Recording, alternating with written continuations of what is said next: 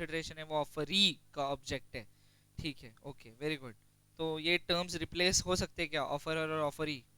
इसको रिप्लेस करके बता। प्रॉमिसर का कंसिडरेशन प्रॉमिसी का ऑब्जेक्ट है। ठीक है, समझा गया? पक्का? आज पहला क्वेश्चन मेरा, ऑफर और प्रॉमिस, इन दोनों में फर्क क्या है? बोल दे।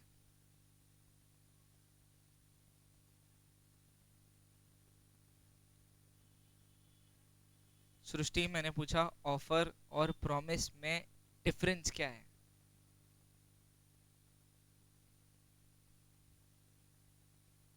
बोल चैतन्य। क्लोज इनफ, बट एग्जैक्ट नहीं बोल पाया तू। क्लोज इनफ, बहुत अच्छा बोल सकता था, बोल। तो क्लियर बोलना, एक वर्ड में बोलना कि ऑफर क्या है।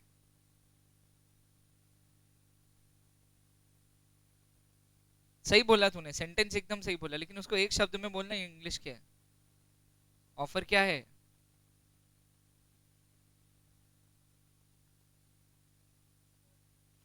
ऑफर एक ऑप्शन है, और प्रॉमिस, वेरी गुड, ऑफर एक चॉइस है, प्रॉमिस एक बाइंडिंग कंपल्शन। समझा क्या? करना ही पड़ेगा, करेक्ट है, बोल। Offer can be revoked, offer can be revoked, revoke का मतलब है, करेक्ट, वो कैंसिल किया जा सकता है ऑफर को। लेकिन promise can not be revoked, because अगर प्रॉमिस रिवोक हुआ तो वो हो जाता breach, very good, breach of. समझा क्या? पक्का? ठीक है, आते अपन एसेंशियल एलिमेंट्स पढ़ रहे थे, ऐसा मेरे को याद है, राइट? एसेंशियल एलिमेंट्स, सबसे पहला था प्रॉपर ऑफर, प्रॉपर एक्सेप्टेंस, और दूसरा था lawful object, lawful and lawful consideration. अब वापस से अपन इस पे थे, लॉफुल कंसिडरेशन पे, अपन ने उसी पे एंड किया था, इसको वापस ले लेते। लॉफुल कंसिडरेशन, तो कंसिडरेशन लॉफुल होना चाहिए, इसका मतलब क्या? जब गिव एंड टेक का पॉलिसी होता है तो गिव भी लॉफुल होना चाहिए और टेक भी लॉफुल होना चाहिए। मतलब जब अपन बात कर रहे हैं क्विड प्रो को, क्विड प्रो, इसका मतलब क्या है? Something in, very good. तो समथिंग इन रिटर्न जब अपन बोलते हैं, इट मीन्स अ लॉफुल, इसमें से हम कंसिडरेशन की बात कर रहे हैं। लेकिन अगर समथिंग इन रिटर्न लीगल है, एनफोर्सिएबल है, और लॉ ने उसको कंसिडर किया है, मतलब वो एक लॉफुल कंसिडरेशन है। एक सवाल again, what will an agreement be called without consideration? What will an agreement be called without consideration? Question mark. What will an agreement be called without consideration? बोल। चैरिटी, उसको मैंने नाम क्या दिया था? मैंने उससे पूछा, और क्या नाम दिया था?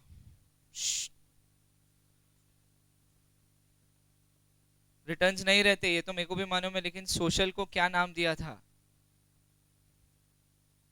सोशल है, ये एकदम सही बात है, इसको चैरिटी भी बोलेंगे, ये भी एकदम सही बात है, लेकिन नाम क्या है? ग्रेशियस। समझा क्या? It is called as gracious. और नॉन ग्रेशियस मतलब? समझा क्या? अब इमेज, ये क्या करता? ठीक है, ये क्या कर रहा? क्या किया? एक्सेप्ट किया। लेकिन सिर्फ एक्सेप्टेंस से कॉन्ट्रैक्ट हो जाएगा क्या? नहीं, कुछ तो बदले में देना। Exactly exactly. तो जो ऑफर है वो अपने ऑफर से बाउंड हो जाएगा आफ्टर एक्सेप्टेंस। और जो ऑफरी है उसने जो एक्सेप्टेंस दिया तो उसको एक्सेप्टेंस के बदले में कुछ तो देना पड़ेगा, वो उस चीज से बाउंड रहेगा, कुछ तो बदले में देना पड़ेगा। किसको? तो मान लो ऑफरी को कोई सर्विस रिसीव हुई ऑफरर से, क्या रिसीव हुआ? तो ऑफरी का काम क्या है? टू पे टू द ऑफरर, बराबर है। ये सर्विस ऑफरी के लिए क्या है? और ये पैसा ऑफरर के लिए क्या है? ये पैसा ऑफरी के लिए क्या है? फिर से, हाँ, ये पैसा ऑफरी के लिए क्या है? और ये सर्विस ऑफरर के लिए क्या है?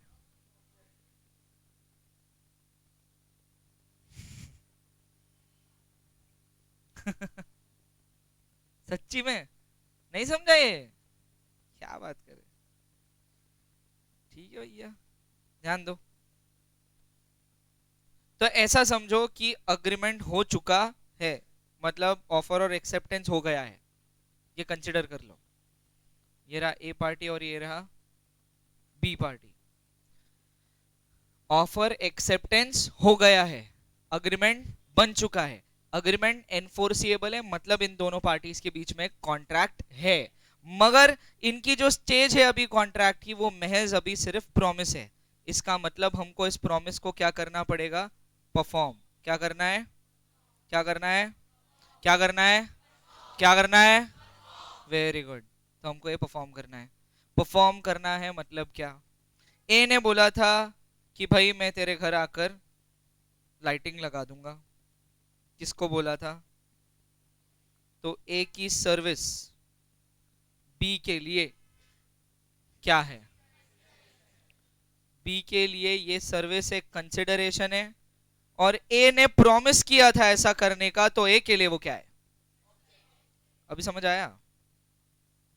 बी ने इस चीज के बदले बोला था, हाँ ठीक है आ जाना, मैं तुझे पैसे, तेरे सर्विस के चार्ज दे दूंगा, मैं पैसे दे दूंगा तुझको। तो ये पैसे ए के लिए क्या है? कंसिडरेशन है। क्या है? और यही पैसे बी के लिए क्या है? समझ आया? पक्का? कोई प्रॉब्लम है क्या? नॉर्मल सर्कमस्टांसेस में आप पहले सर्विस लेते या पहले पैसे देते? पहले सर्विस लेते, फिर क्या देते? पैसे देते, उसके बाद देते हैं। तो कोई ना कोई पार्टी का परफॉर्मेंस पहले होता है और कोई ना कोई पार्टी का परफॉर्मेंस बाद में होता है। समझा क्या? दोनों साइमल्टेनियसली परफॉर्म नहीं करते, एक के बाद एक करते हैं, कॉन्जिक्यूटिवली करते हैं, मतलब सब्सिक्वेंटली। पहले कोई परफॉर्म करता, बाद में कोई परफॉर्म करता है, ये पहले से कॉन्ट्रैक्ट में तय हो जाता कि who is going to perform first and who is going to perform next. ये समझा? क्लियर? पक्का? ठीक, समझ गया ना? तो अगर बिल्कुल इस तरीके का, जैसे आपको इमेज दिख रहा है, अगर इस तरीके का अग्रीमेंट है, इस तरीके का, तो ये कौन सा अग्रीमेंट है? ग्रेशियस या non gracious? It is a non gracious agreement. It is a non gracious agreement. ये एकदम क्लियर हो गया? It is a non gracious agreement, it is not a gracious agreement because there is something in दोनों parties को बदले में कुछ तो मिल रहा। ए को सर्विस के बदले पैसे मिल रहे, बी को पैसों के बदले सर्विस मिल रही। That is nothing but something in quid pro, quid pro, quid pro, something in, something in, something in, proper, proper, proper, proper, proper, proper, proper, lawful, lawful, lawful, lawful, proper, proper, lawful, lawful. Clear? पक्का? ये दोनों लिख लिए थे क्या? देख लो। पक्का? फिर तीसरा, free concern.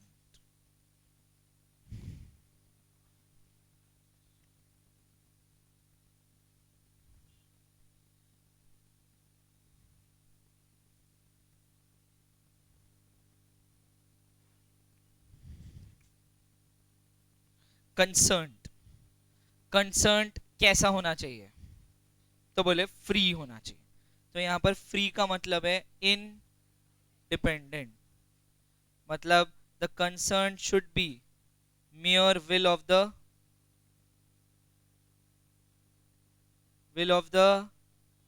very good offeree, concern should be will of the offeree, will बोले तो इच्छा। ये क्लियर अगेन? तो कंसर्न कितने टाइप के पड़े? एसेंट और, तो ऑफरी के पास में चॉइस होनी चाहिए, तो हम उसको बोलेंगे कि वो फ्री कंसर्न होता है। ये समझा क्या? तो हम बोलेंगे कि वो इंडिपेंडेंट कंसर्न होता है। ये समझा क्या?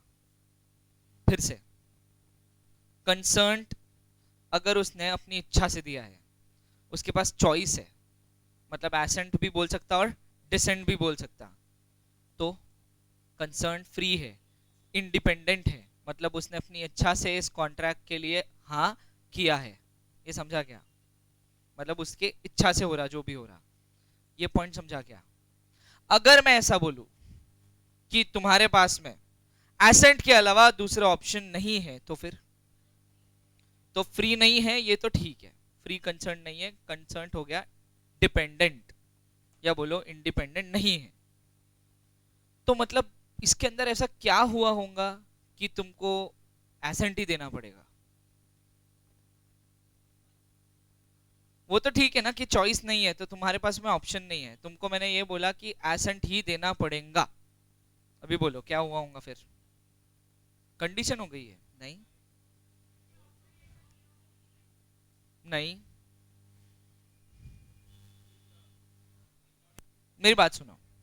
मैंने तुमको ऑप्शन दिया, दो ऑप्शन है तुम्हारे पास, ऑप्शन बोल दिया ना मैंने, यस और नो, दो ऑप्शन है। लेकिन मैंने तुमको जो ऑफर दिया उसमें मैंने तुमको सिर्फ एक ही ऑप्शन दिया है, वो है एसेंट। तुम्हारे पास में डिसेंट का कोई ऑप्शन ही नहीं है। इसका मतलब ये हो गया, very good, it is just like order. क्या है वो? ऑर्डर है, बराबर है। थोड़ा नेगेटिव टर्म क्या होगा इसके लिए? ऑर्डर तो कोर्ट दे सकता, तो मैं कोर्ट को बीच में नहीं लाना चाहता। ये मान लो दो इंडिविजुअल्स के बीच में, जैसे तुम्हारे मम्मी पापा तुम्हारे ऊपर करते, तुम्हारे सर तुम्हारे ऊपर करते, तो वो, सॉरी, क्या क्या है? Compulsion is also positive word again. Forcefully थोड़ा सा क्लोज इनफ, नेगेटिव टर्म में आ गए अपन। फोर्स इज यस, फोर्सफुली, और कुछ धमकी हो सकती है, अब पॉइंट पर पहुंच गए।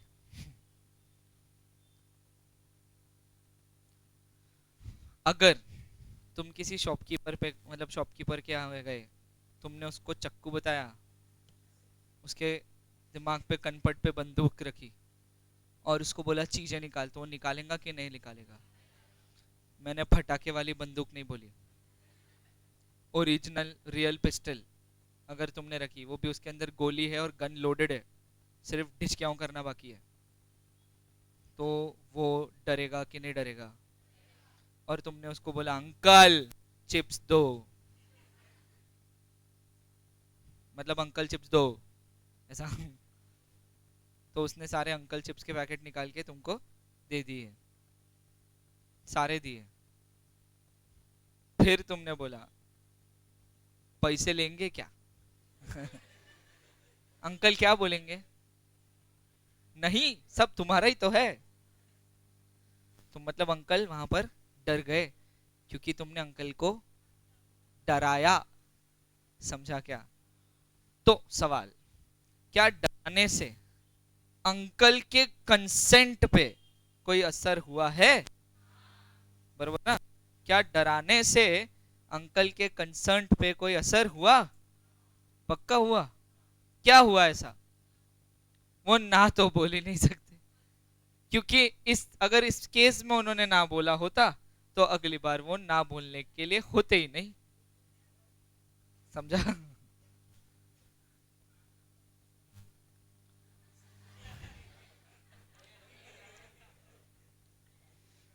पॉइंट समझा? पॉइंट क्लियर है? तो पॉइंट ये है कि कंसर्न होना चाहिए फ्री, लेकिन कंसर्न अफेक्टेड भी हो सकता है। क्या हो सकता है? अफेक्टेड। अफेक्टेड का मतलब कंसर्न पे कुछ तो, किसी ने कुछ तो जादू टोना किया हुआ है ऐसा। क्या जादू किया हुआ है? तो किसी ने डराया, उसको बोलते हैं कोर्शन। किसी ने डराया धमकाया, उसको बोलते कोर्शन। फिर किसी ने पोजीशन का गलत इस्तेमाल किया, अनड्यू इन्फ्लुएंस। किसी ने किसी ने पोजीशन का गलत इस्तेमाल किया, गलत इस्तेमाल किया, पॉइंट। अब तुम बोलेंगे सर आप तो रोज ही गलत इस्तेमाल करते अपनी पोजीशन का। नहीं, उसमें मेरा स्वार्थ नहीं है। जहां हम तुमको डांट कर कोई चीज करवाते तो वो तुम्हारे अच्छे के लिए है, वो अनड्यू इन्फ्लुएंस और कोर्शन वो तुम्हारे फेवर के लिए है, समझा? अगर उसमें कुछ भी ऐसा हो जो हमारे फेवर के लिए हो, तो फिर वो अनड्यू इन्फ्लुएंस है। समझ आया? तो कंसर्न अफेक्ट होता, बराबर है, लोगों की चॉइस पर असर किया जा सकता है, लोगों को मजबूर किया जा सकता है हाँ बोलने के लिए। कैसे? तो एक तो डराना धमकाना, दूसरा पोजीशन का गलत इस्तेमाल करना, ये समझा? तीसरा लोगों के साथ फ्रॉड करना, झूठ बोलना। झूठ बोलो, लोग हाँ बोल देते, देख लो करके। उसके बाद लोगों को मिसगाइड करना, मिस रिप्रेजेंटेशन। और तुमने कुछ बोला और तुम्हारे कुछ बोलने में है कुछ गलती, उस गलती को सामने वाले ने सच्चाई मान लिया और वो तुम्हारे जाल में फंस गया। तो ऐसी कुछ चीजें तुम्हारे कंसर्न को कर सकती है अफेक्ट। समझा क्या? ऐसी 5 चीजें हैं जो तुम्हारे कंसर्न को अफेक्ट कर सकती है: under influence, fraud, misrepresentation और आखिरी mistake. Coercion, under influence, fraud, misrepresentation और मिस्टेक। डराना धमकाना, पोजीशन का गलत फायदा उठाना, किसी के साथ धोखेबाजी करना, किसी को मिस गाइड करना, गलत राह दिखाना, और आखिरी गलती करना।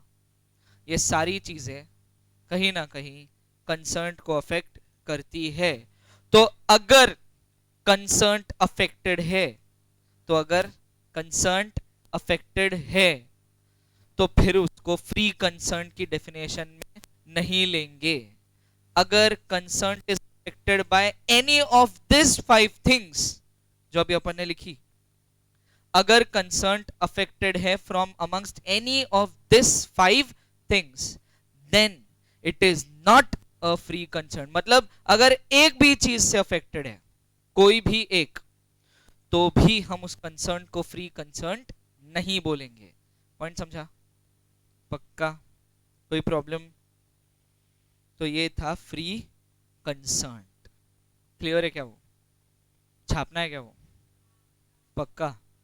तो फिर लेक्चर अपलोड करूंगा तब छाप लेना, और थोड़ा सा बेल आइकन भी दबा देना, और फिर थोड़ा सा शेयर भी कर देना उसको, है ना? और थोड़ा सा एक लाइक का बटन भी दबा देना। कमेंट तो मैंने बंद करके रखे हुए क्योंकि मैं अतिरिक्त कमेंट मिल नहीं सकता मैं कमजोर दिल का आदमी हूँ हाँ, ठीक है, समझा क्या? पर ओके, उधर से छाप लेना। फोर्थ फोर्थ पॉइंट है competency of parties. Competency of parties, यहां पर पार्टीज का मतलब ऑफरर और ऑफरी है मतलब जिनके बीच में कॉन्ट्रैक्ट हो रहा है, यहां पर पार्टीज का मतलब वो है। समझा? तुम्हारी वाली पार्टी नहीं। तो कॉम्पिटेंसी ऑफ पार्टीज मतलब क्वालिफिकेशन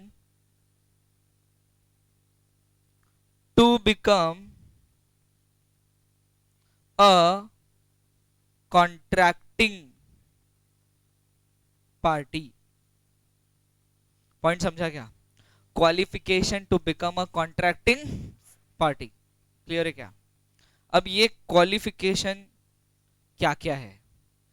एक, दोनों पार्टीज ने 18 प्लस होना चाहिए, इसको बोला गया मेजर होना चाहिए, ये पहला।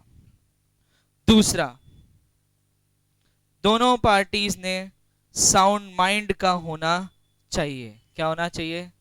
मेरे जैसा होना चाहिए, तुम्हारे जैसा नहीं होना चाहिए। ठीक है? तुम कौन है? अनसाउंड माइंड है। राधिका कनौजिया जी बोल रहे हैं वो अनसाउंड माइंड है, वो खुद ही एक्सेप्ट कर ले रहे इस बात को। ठीक है? साउंड माइंड का मतलब क्या? सेन मैन। सेन मैन का हिंदी में मतलब क्या? जो अपने एकदम सेंसेस में है, होश में है, बिल्कुल किसी नशे में नहीं है, बिल्कुल पागल भी नहीं है, और उसको बिल्कुल कोई साइकाइट्रिस्ट की जरूरत नहीं है। ठीक है? मतलब वो दिमाग से एकदम स्टेबल है। समझा क्या राधिका? तो बेटा तू क्या है? साउंड है, अनसाउंड है बेटा? साउंड है, अभी भी अनसाउंड है। साउंड है कि अनसाउंड है? जल्दी बोल। साउंड है। क्यों साउंड क्यों है? कैसे पता चला? बोलना, कैसे पता चला कि तू साउंड नहीं है या साउंड है?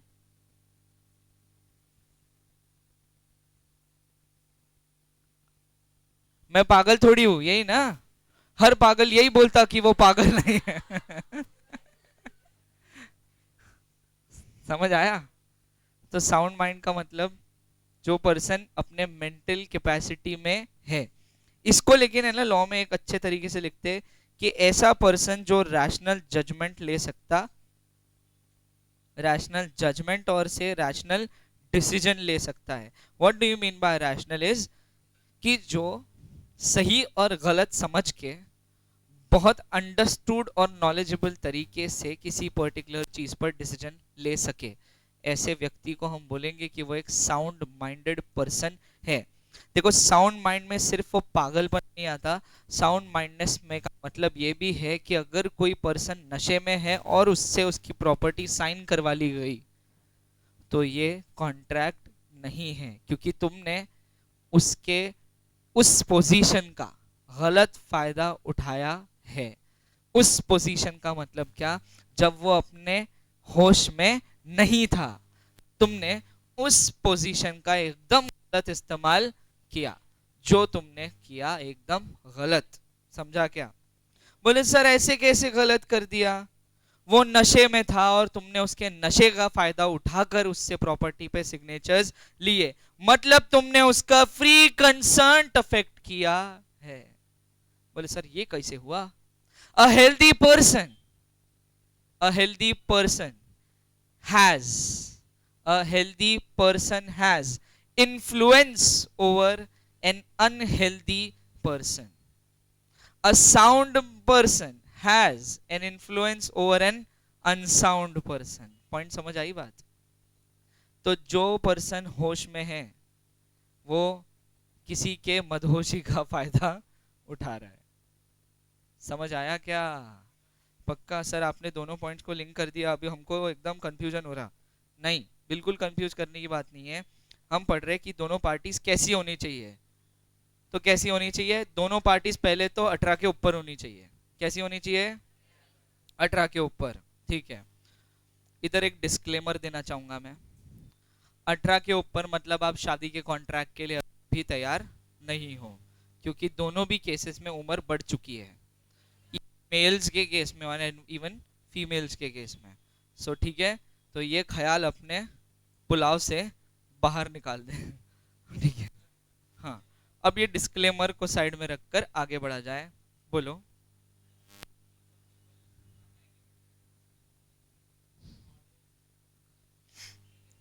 वो फ्यूचर की बात है। ठीक है? अभी तुम फ्रॉड है ऐसा बस दिमाग में कंसिडर कर लेना। समझ आया क्या? पक्का? So this is nothing but sound minded person and 18 plus, that is major होना जरूरी है, और दूसरा वो दिमाग से स्टेबल होना जरूरी है। समझा क्या? सर दुनिया में एक और टाइप का इंसान है। पहले तो तुमने दो टाइप बता दिए सर, एक बिना पागल और एक पागल, समझा। एक और टाइप है दोनों का मिक्स, वो है सन की। क्या है? जिसको इंग्लिश में टर्म है इनसेन। क्या है? तो सन की पर्सन कैसा रहता? वो कभी कभी होश में रहता और कभी कभी उसको झटके आते हैं। एग्जैक्टली पॉइंट प्राची, मैं बता रहा हूं तेरे को। तो कभी कभी होश में है और कभी कभी होश में नहीं है, मतलब बोथ पॉसिबिलिटी। तो सर क्या ऐसे पर्सन कॉन्ट्रैक्ट हो सकता? हो सकता। कब हो सकता? जब वो, क्या बात है, तुमको तो आता, जब वो होश में है और जब वो बिल्कुल एकदम झटके लग रहे उसको, राधिका, तो तब बिल्कुल उससे कॉन्ट्रैक्ट मत करो, खुद के पैर पे कुल्हाड़ी मत मारो। क्लियर एकदम। अब तीसरी बात,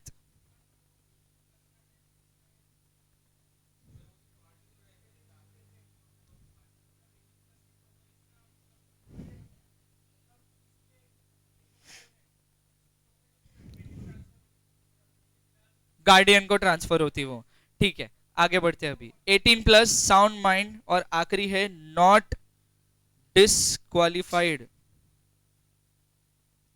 अंडर एनी लॉ।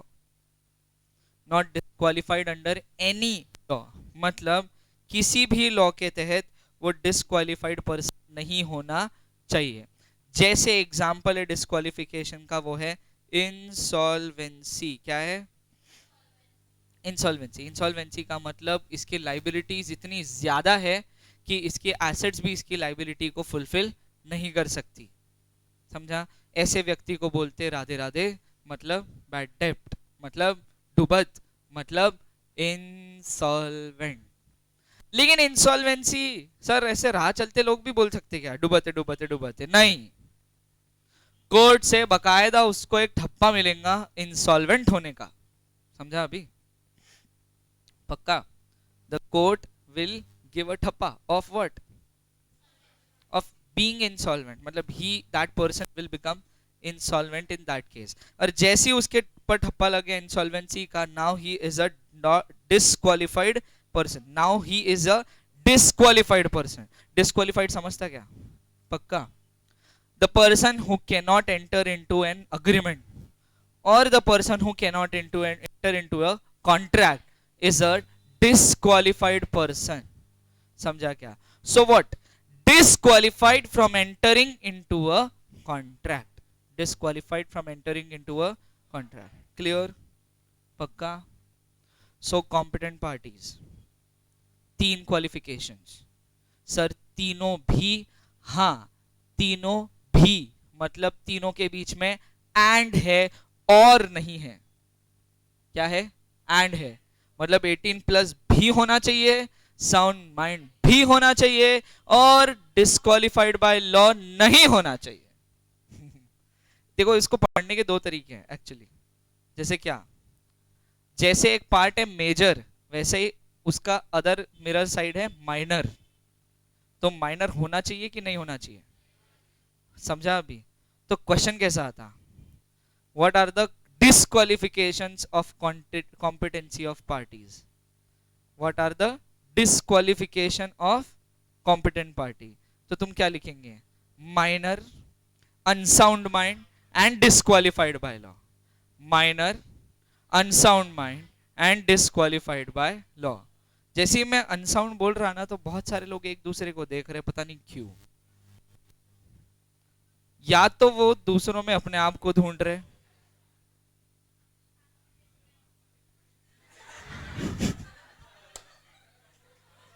खत्म, ऐसा बोलेंगे तुम मेरे को? समझा? लेकिन हाँ, अगर आपको ये पूछा गया डिस्क्वालिफिकेशंस ऑफ कॉम्पिटेंट पार्टी, तो आप क्या लिखेंगे? Minor, unsound and disqualified by law. और अगर आपको पूछा गया क्वालिफिकेशंस ऑफ कॉम्पिटेंट पार्टी, तो आप लिखेंगे 18 plus, that is major, sound mind and not disqualified by law. Clear? पक्का? कोई प्रॉब्लम है? नहीं है? ओके, फिफ्थ नंबर पे, पांचवा, फिफ्थ, फिफ्थ है possibility of performance of an agreement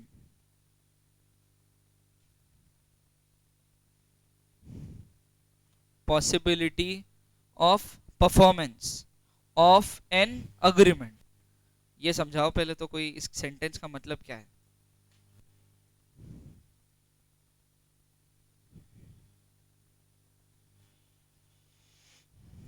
बहुत इजी है।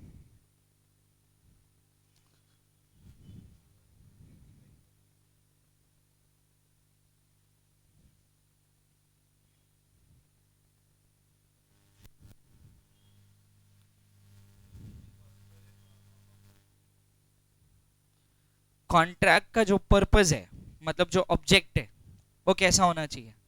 Possible to perform. मतलब क्या? इंटेंशन नहीं, पॉसिबल टू परफॉर्म मतलब वो परफॉर्म एबल होना चाहिए। कैसा होना चाहिए? इसको पूरा वर्ड है परफॉर्मेबल, मगर परफॉर्म एबल होना चाहिए, मतलब इसको वाकिल में परफॉर्म किया जा सके, ऐसा होना चाहिए। ये समझा क्या? पक्का? एग्जाम्पल, चलो थोड़े तुम्हारे साथ में उल्टा करता मैं, कि डायरेक्ट एग्जाम्पल नहीं देता, मैं तुमको पूछता, क्या दो पैरेलल लाइंस, क्या दो पैरेलल लाइंस इंटरसेक्ट कर सकती या नहीं हाथों पर?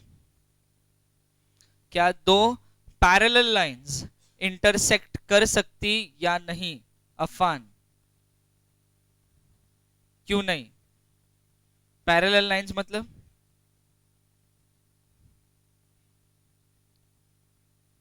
हाँ, same gap.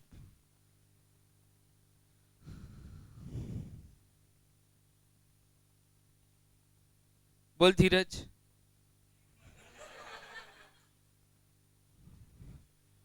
Covid student. Covid covid खेलेंगे।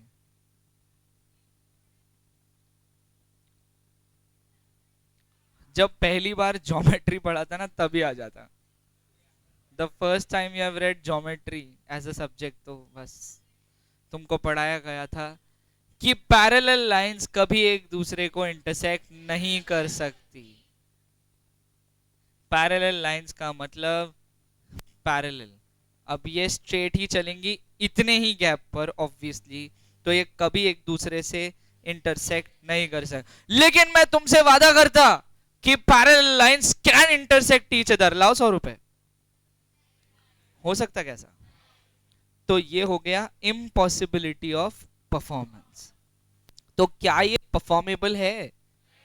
Because it is not performable, hence it can not become a contract or agreement. समझा? फिर एक बहुत कॉमन सा एग्जाम्पल है, बोल। हाँ, तो क्या ये सही में पॉसिबल है? तुम अपने आप को क्या समझ रहे हैं, हनुमान जी? नहीं ना। तो फिर ये पॉसिबल है क्या? नहीं। तुम चांद तारे तोड़ के नहीं ला सकते, चांद कुछ ज्यादा ही बड़ा है।